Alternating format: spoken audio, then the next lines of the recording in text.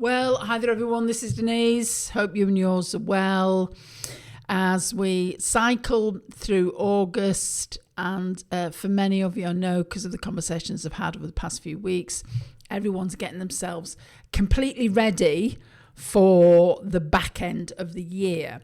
Now, with that in mind, a quick shout out for our scorecard. If you have not gone through the candidate and client attraction scorecard, which is something that Sharon and I put together, you get a personalised report, then please go to superfastrecruitment.co.uk/scorecard, or you'll notice it on the side of the blogs and you'll notice it at the bottom, and just go through and take this quick assessment. It'll give you a personalised score and you'll know exactly where you are when it comes to your marketing. And as we say to many people, even though we're in August, there is still so much you can achieve before the end of the year. So make sure, if you haven't done the scorecard, do it. And of course, complimentary, we will offer everyone a free conversation who takes the scorecard. So if you want to have a chat about your marketing, obviously you can do it. Now, aligned to that is one of the reasons why the topic of this podcast is LinkedIn Essentials, because it's something we're asked about all the time. And over the last few months, there's been a bit of a spurt on LinkedIn again, and it now has this. I'm recording this in August 2025 for those of you who might listen to it later. There are approximately between 1.1 and 1.2 billion members on LinkedIn. Now, generally this increases by 60 to 70 million each year. So they're thinking by, January, we're looking at 1.2, 1.3 billion members on LinkedIn.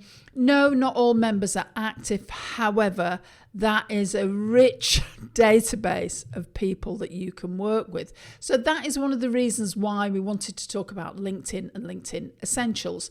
And there's 5 key areas I'm going to cover with you today.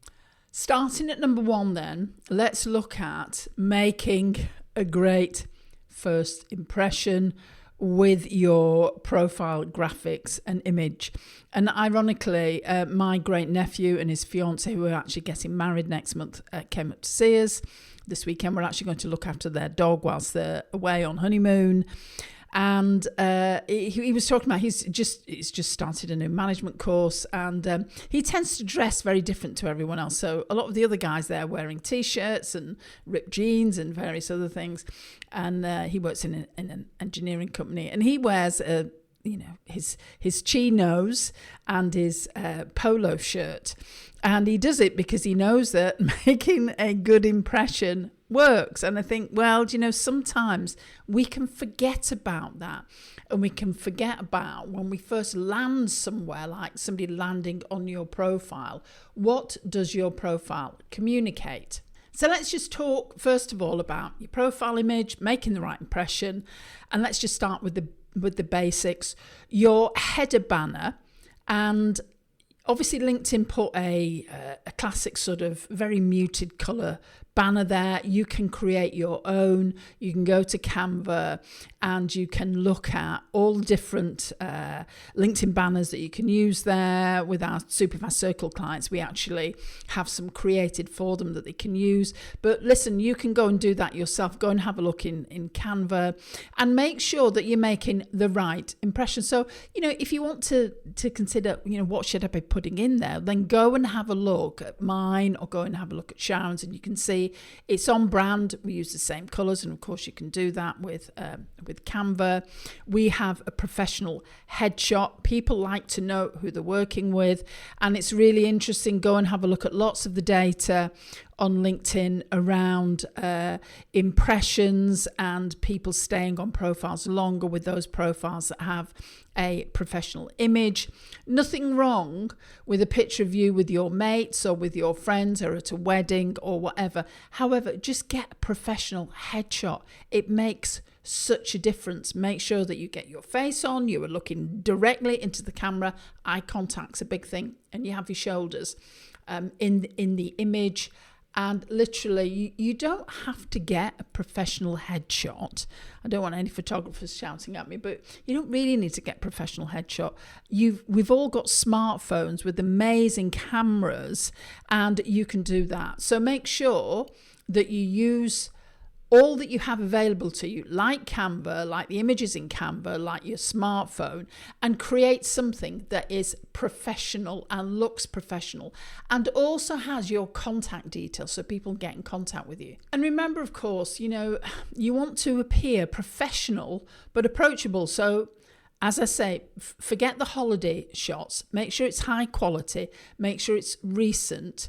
And make sure that your headshot is recognisable. So much as we might want to put an old photograph of ourselves there, my hair changes constantly. Sharon's hair changes constantly. So we always update our profile image so that when people get on a call with you and they see an image, they think, oh yeah, this is the person that I saw on LinkedIn.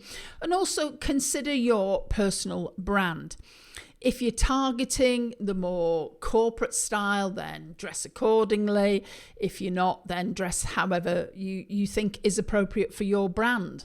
And think about it. Remember, this image represents your recruitment business. So, would you trust someone with a blurry selfie to find you your next senior hire? Your clients are thinking exactly the same. And here's a pro tip: that use the same professional image across all your business and social media platforms, because often when people Google your name, they are going to go and click through onto your Facebook profile, your Instagram profile, your X profile. So make sure that there's consistency in the message, because consistency always builds recognition and trust.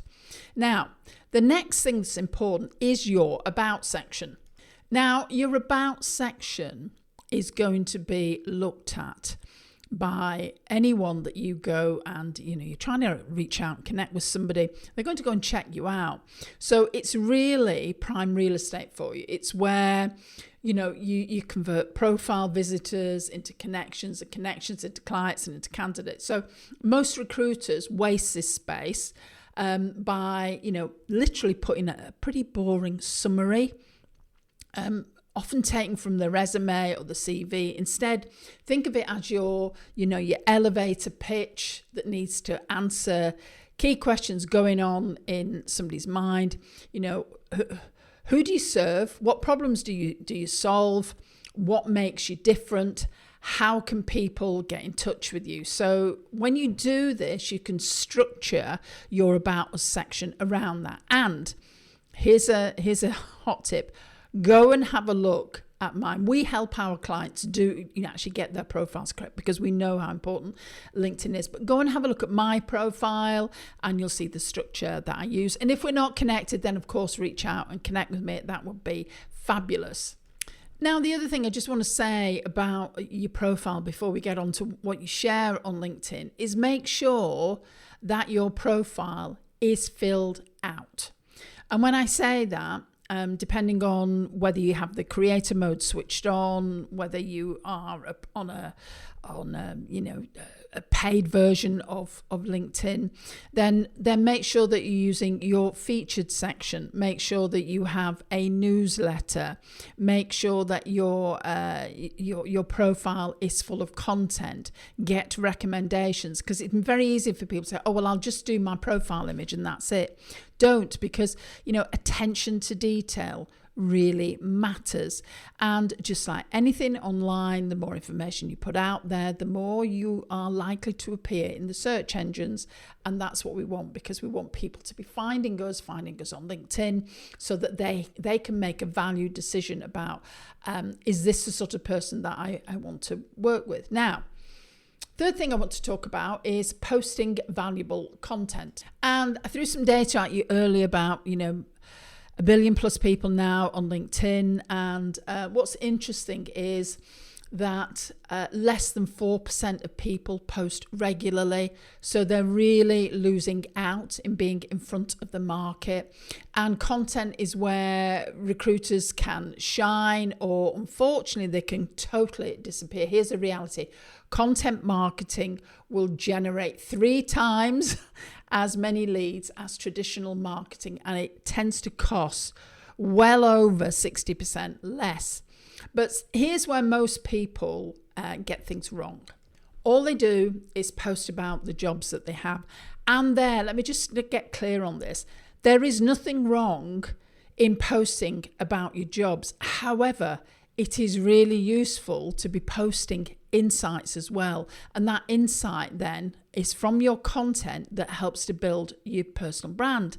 So you can post things, industry insights, you can post content, you can post top tips, you can post a lot of problem solving content, both for candidates and clients, behind the scenes, personal insights, market intelligence, and your content frequency.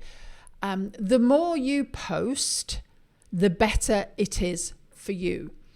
And we've had clients that have come to us, they've only been posting once a week, they start posting more, and literally they see a huge impact in what's happening for them. So we would always say, you've got to be posting every single day on LinkedIn. And depending on where you are in the world and different time zones and where your clients are, we have clients in Australia, we have clients in the US and in the UK and Europe. So therefore, we post across all of those time zones. Don't forget that if you're an international recruiter.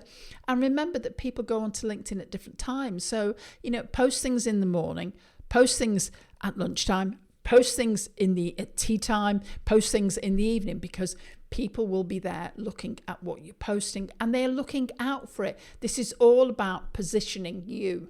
Now, personal branding, in fact, we were talking to somebody the other day about personal branding and the fact that we live in an online world now, and many recruiters do not go out and network in the same way. They don't see their clients and the candidates as much. So they need to create that connection with them. And one of the ways of doing this is through personal branding. It really does enable you to stand out in a crowded market. So remember to think about your personal brand. Think about how you're going to communicate your expertise, how you're going to communicate your personality, how you communicate your values, your visual consistency, your voice consistency, and the thought leadership that you bring. Now, I know, and a lot of the people that we work with have been around the recruitment space a long time. They are so good at what they do when it comes to recruitment, not always good about promoting themselves. So this is something where you could make a huge difference by being more personally present on LinkedIn. So we've talked about personal branding. The other thing I want to talk about is, we talked about having all the imagery. We've talked about having your personal brand, sharing content. The other thing is there has to be a connection between all of those things. And also this is number 5, you have to have an outreach strategy. And I would actually add here as well an engagement strategy. So you're actually commenting on people's content. You are reaching out strategically to make connections. Remember, when it comes to LinkedIn, there is a certain number of connection requests that you can make each day and each week. And I think at the moment it's up to 400 connection requests that you can make, and really utilize them. This is where KPIs can work. I know people hate the word KPIs, but this is where KPIs can really work. You have, you're going to reach out to people every day. You're going to make those connection requests. When you're posting content, then make connection requests afterwards, so that you've got this whole LinkedIn process that you use and that you follow. And as you are doing this, then that is going to make a difference. We have a new client that's started with us over the summer, and he's been following our processes that we give as a Superfast Circle member, and he's now got 3 options from a company, 3 different roles that he can fill. It's going to be about $120,000 to him. quite significant. And that's just because he started posting and he started reaching out as well. So you can see that, this makes a huge difference. I'm going to talk a little bit more about direct messages in another podcast in the next few weeks. But for those of you who've not done a lot on LinkedIn, really make a difference towards the end of the year. Get going on this. You've got 5 key areas there that you can start to make a difference in. Go and have a look at my profile, go and have a look at Sharon's, and that'll really give you some understanding on where to start next. So this is Denise saying bye for now, and I'll see you next time.